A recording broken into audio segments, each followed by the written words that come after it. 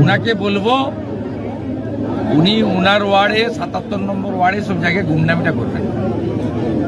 ওনাদের ভোটারদের প্রতি যদি এত কনফিডেন্স থাকে, গুমনামিটা করবেন না, পোস্টার ব্যানার ছেড়বেন না, পুলিশকে লেলিয়ে দেবেন না, বাকিটা জনগণ বুঝে নেবে।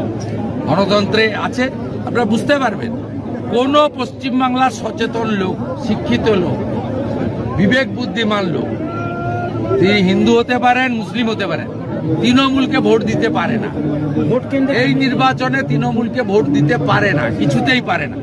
যে রাজ্যে 2,15,00,000 বেকার, যে রাজ্যে 1 কোটি যুবক পেটের দায় বাইরের রাজ্যে, যে রাজ্যে দুর্গা মূর্তি ভাঙা হয়, যে রাজ্যে কালী ঠাকুরকে প্রিজন ভ্যানে তোলা হয়, যে রাজ্যে বিহার, গুজরাট, উত্তরপ্রদেশের লোককে বহিরাগত বলা হয় আর বাংলাদেশি মুসলমানকে বলা হয় জামাই, যে রাজ্যে আরজিকর ঘটে, যে রাজ্যে ছোট্ট তামান্না ঘটে, যে রাজ্যে দুর্গাপুর মেডিকেল কলেজ ঘটে, যে রাজ্যে মুখ্যমন্ত্রী বলেন শরীর থাকলে জ্বর জারি হয়, তেমনি একটু আধটু রেপ হয়, এই রাজ্যে কোন লোক তৃণমূল কংগ্রেসকে ভোট দিতে পারে না।